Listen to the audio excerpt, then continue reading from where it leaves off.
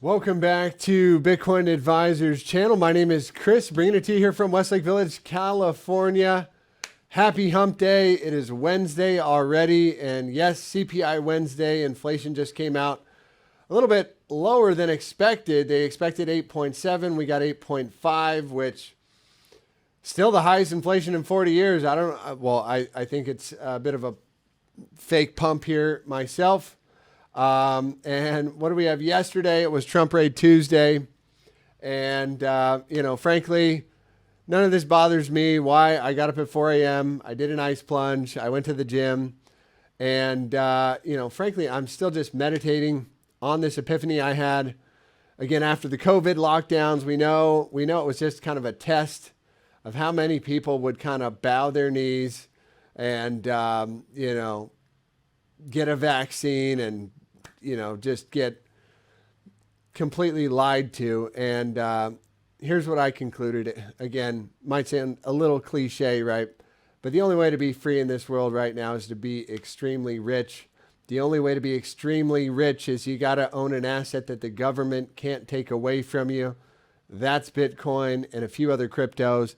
That's why it's imperative you begin the journey of understanding cryptocurrency and eventually on how to trade crypto. So that's what we cover on our channel, Bitcoin's price action, whether we're bullish or bearish in the short term and the long-term outlook. And we're going to cover some crypto news. So I'm going to jump into that. Pretty exciting news on SEC versus Ripple. And in case you haven't been, brought abreast of what's going on here, but essentially, according to the SEC, Ripple Labs raised funds via an initial public offering in 2013 where it sold XRP as an unregistered securities, thus violating the U.S. Securities Act. The act, established in 1933, revolves around the Howey test as a determinant as to whether an investment qualifies as a security under federal law. This test typically considers an asset to be a security when it meets the criteria of being an investment of money, investment in a common enterprise, or an investment with an expectation of profit derived from the efforts of others. So according to SEC, XRP matches the standards of the Howey test and should therefore be qualified as a security and registered with the SEC. And here's the new news today. Hundreds of XRP holders joined attorney John Deaton's class action lawsuit against the United States Securities and Exchange Commission this weekend. So as of August 8th, 70,100 XRP holders have signed a class action lawsuit against the SEC. Go class action. Die SEC. We know you guys are just a punks out there and you're not helping anybody. So according to Deaton, XRP holders from 50 states of the United States and 141 countries worldwide have joined forces to fight against the SEC's unlawful expansion of Howey. And here's a quote from Ripple's attorney. He said, "You will lose the war." And I hope he's right. So that was that piece of news. Next thing up, Coca-Cola celebrates Friendship Day with its NFT on Polygon. The bubble-themed NFTs were airdropped to digital wallets of existing Coca-Cola NFT owners on July 30th. So the beverage firm Coca-Cola announced the launch of its generative NFTs on Polygon. So Polygon getting a lot of love here from Disney and Coca-Cola. To celebrate International Friendship Day, the NFTs created by Taffy, an avatar creating company, are one of a kind in the truest sense as they are shareable. So here's a tweet from Coca-Cola. For Friendship Day, we're celebrating you, owners of our digital collectibles from last Friendship Day, Burger Day, and Pride will be gifted a new collectible NFT and one to share with a friend. These will give you future access to Coca-Cola exclusives. So Coca-Cola stepping it up with some NFT game. Next up, more NFT news. Theta Network partners with Samsung to launch offline NFT utility campaign. So in February of this year, Theta Labs partnered with Samsung Electronics to issue and provide commemorative NFTs to pre-order buyers of the new Galaxy flagship models, the S22 series and tablet S8. With around 100,000 holders of these commemorative NFTs, Theta wanted to ensure that token holders could feel the benefits of their token in both an online and offline capacity. To carry its latest campaign, Theta has signed a memorandum of understanding, an MOU, with various retailers in South Korea, including Shila Duty Free, E-Cruise, Show Golf, Galaxy Store, and NFC Solution Company AllyLink. The MOU was made to provide NFT holders with more utilities in each partner's retail stores. So that's the big thing around NFTs is, are you just selling a JPEG, or is there some real use? Is there a real use case for your NFT? And I do believe NFTs will be a part of our market at some point. But yeah, what about these Trump raids? Pretty crazy. And what do we got going on? Let's get into Bitcoin's price action. Whether we bullish or bearish in the short term and the long term. And what do I consider the short term? The daily's been pretty slow. In fact, I think everything kind of under the daily, or really the short term is the 4 hour, right? So the 4 hour time frame and lower, short term for some people could be 15 minutes, but 4 hour and lower. And then the medium term is kind of between the daily and the 4 hour, and then you got the higher term time frames, which is more the long term, up to the 3 to 5 day. And then anything above a weekly is going to be the more of a macro view, something that happens over 3 to 6 months or a year. So we just had a nice 4 hour closure, girthy green candle right there. Brought it up to the high of 24,000. Stock market is rallying right now at 13,300. And the dollar is down. So again, just reiterating our stance here. When the dollar goes down, right, Bitcoin go up and stock market go up. And usually NASDAQ is the one to lead the pack here. So based on the dollar having a really nice 4 hour closure down, I look at the daily, in fact. And if we close below, an open and closure below the green 55 is going to look a little bearish for the dollar. And I do see 1, 2, 3 drives of, and we did call this out actually, saying that likely we're going to test the green 55 after we closed right here, confirming this as a local high, and very likely gets a test of the green 55 and open and a closure below there. Very likely, we could test the Purple 200 coming back down to $100. That'd be good for Bitcoin. However, what's going to be formulating on the other side of bearish divergence is going to be bullish divergence. And what is that in an uptrend? In an uptrend or in a downtrend? So we should regular bullish divergence. Prices making lower lows, RSIs making higher lows. So this is more on the hidden bullish divergence side, where price is making higher lows and RSI is making lower lows. So you have 1, 2, and then as long as the next higher low comes anywhere above 103.70, that's the pivot on the market for the dollar. And why are we marking this off? Well, if the dollar gets creamed, Bitcoin probably takes that leg higher that we were expecting. So that is 1, 2. We're working on the third drive. So any kind of a confirmed daily high above 103.75, and that will be our third drive of bullish divergence. And at least should get us a shot back to the top side of the range, somewhere around 107. So just something to be aware of, something I'm keeping an eye on. But let's get into Bitcoin's price action right now, what we're all here for. And I'm just going to pull this up right here, and we have been saying, hey, look, any kind of a daily closure above this guy right here, it's coming in at 24,738 on spot price.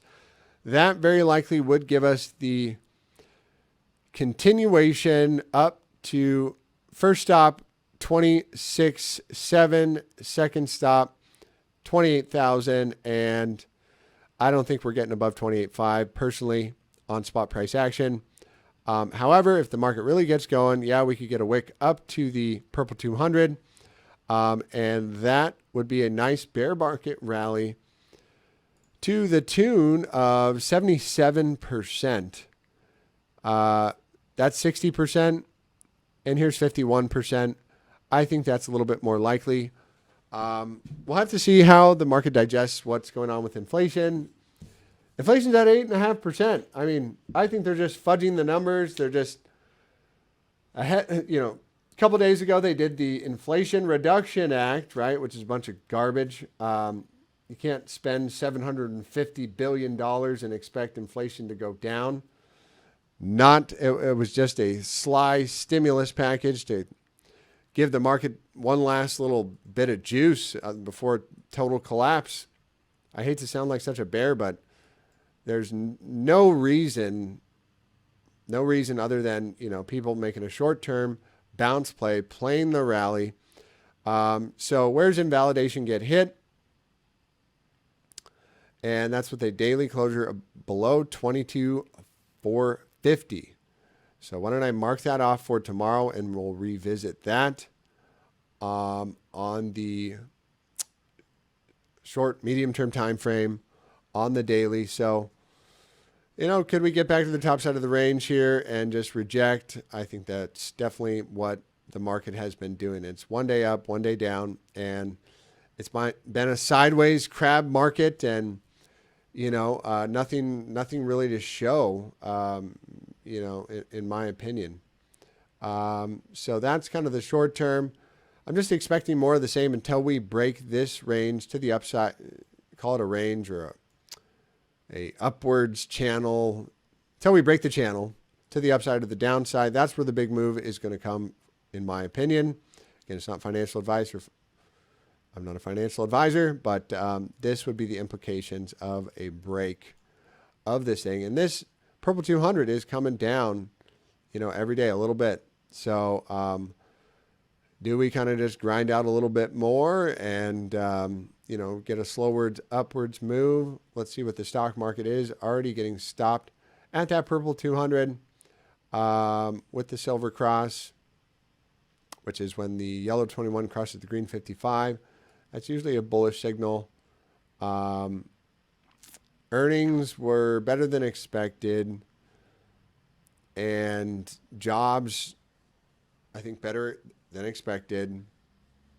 But I think everybody still knows that there are major problems going on in the world. That's inflation, that's the war, that is higher interest rates, and the idea that somehow the Fed is going to put the brakes on raising rates coming into September, I think, is a joke.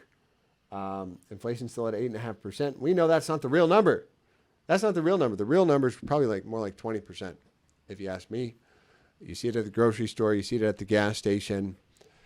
So I do think that covers our short-term bias. We're making higher lows and higher highs. So, yeah, you could expect some continuation until this violates there on the daily time frame.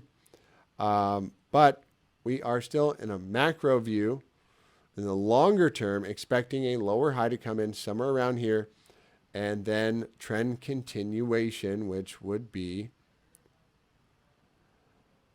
trend continuation. And what does that mean? What is the trend? We are in a weekly downtrend, making lower lows and lower highs. So what do we expect? Here's the lower low. Here's the lower high, and continuation to the downside. So macro bearish, short term, slightly bullish, just because of the fake news media pumping out some fake, phony inflation number. Just totally garbage. Why don't we check in on Aetherium? Coming in hot to the top side of our green box of peace and prosperity. And if we can get above there, we are going to likely. Volatility expanding from a low level. Stokes are up. Grinding up against the top side of the bullish control zone. Typically a good sign. And again, more touches to a trend is what is going to, you know, we're smashing through the glass, right? The more times you touch a trend line, the weaker it gets. So if you just envision this bullish control zone line as a piece of glass, well, we are getting back in there for the, gosh, 1, 2, 3, 4, 5, 6th time. And I would say any kind of a daily closure above this wick probably begets continuation up to this point. However, we have this high to take out at 21.2, or call it 21.50, and this one at 2,400. Otherwise, we will still have several drives of bearish divergence and could be heading back to the bottom side of the range. So we'll be keeping a close eye on Ethereum. Let's check out Polygon since we're getting all that NFT news. In case you didn't know, Matic is the Polygon network. Let's just take a quick look here at Matic. 200% off the lows. So again, altcoins do whatever Bitcoin does, but more to the upside and less to the downside. Excuse me. More when Bitcoin goes up, as Bitcoin's only up 40%. Matic's up 200%. So 4-to-1 gains on Matic from the lows. Now, from the downside, it works the same way, right? It was down 89%. Let's see if that's accurate. So, not bad. Not bad at all. For a bear market rally, that's pretty strong. And where are we coming in on the weekly time frame for Matic? And this is where the classic bull traps come in right here. Where's that? At the 0.5 or the 618. So we made it up to the 0.5. We could get all the way up, especially if Bitcoin wants to rally a little bit harder. If Bitcoin wants to head up to that $26,000, $28,000 level, then I could see this one running up to 122. However, if we get stopped out and then close back below, really just below this guy right here, it looks like this, more aggressive traders are going to use the 382. More conservative traders will say, okay, back below 64 cents, the 236, and we're heading back to the bottom side of the range. And that's it for Matic. Let's take a look at XRP. XRP got hit on the chin pretty hard. And notice XRP, one of the weaker assets out there, never eclipsed its 2018 high. So from the high to the low, XRP down 85%. And the rally has been anemic, to say the least. 41%. So I'd be mad too. And this lawsuit is what has done the damage, really. So I'd be mad too. I'd be jumping on the bandwagon for that lawsuit if I owned any XRP, which I'm sure I got a few somewhere, but not very many. How's Cardano doing? I'm just going to move some of these trend lines here to get them out of the way. And personally, I think Cardano is going to come down here over time. Full retrace on Cardano. That's just my opinion. I'm not giving you financial advice here, but this thing, another anemic bounce. Cardano doesn't have any lawsuits against it, right? There's no lawsuit against Cardano. And weak anemic bounces come up to the 236. So we got that. Can't get above there. I mean, even the 382 is a weak bounce. That's on a bullish retracement. Let's see what it on a bearish retracement. Yeah. It's better to use the bullish retracement feature on the fib tool. So Cardano, not looking too hot. How's Adam doing?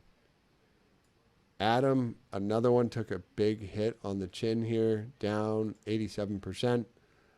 Where does the weak bounce come up to? Looks like this one looks like it wants to head a little bit higher, probably up to the 382. One of the stronger altcoin projects that I think has decent development and a decent team behind it. What did I want to do is check in on Tezos. Mr. Tezos. This is another great project I really like long term, even though it's down in the dumps here and it got hit pretty hard. We are looking at, bear with me just a second, a weak bounce, which, could you call this a high? No, I wouldn't call that a high. So from the high to the low, we're getting up to the 236. So this one, they're going to rally at Bitcoin rallies. Funny, oddly enough, it was really nice to point out what Matic did there.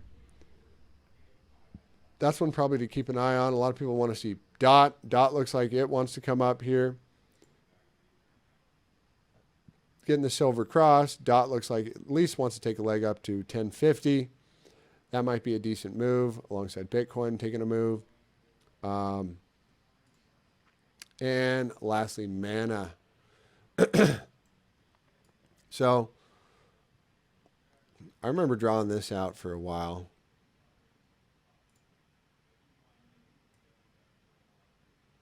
So what do we got here?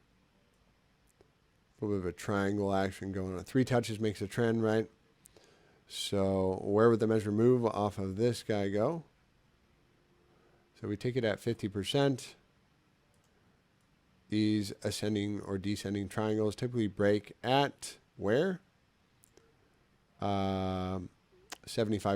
I mean, that's right on the money right there. So these tend to play out, and we're getting the silver cross. Looks like a pretty decent play up to about 123. Again, it's not financial advice. I'm not a financial advisor. Where would that move get invalidated? Any kind of a closure below 93 cents. And I'd be looking for this one to come back down to the bottom side of the range at a minimum, small stop, and probably back down to here. So Bitcoin rallies, yes, very likely this guy's going to rally. That's looking pretty good for Mr. Mana Decentraland. And who was on the TV today? Mark Cuban telling everybody they're a bunch of idiots for buying land in the metaverse. I guess I was one of those idiots. I did buy some land in the metaverse, you know. So did Tesla, so did Adidas, so did Nike, so did everybody else. And yes, now I will be a long-term hodler of some metaverse land in the sandbox.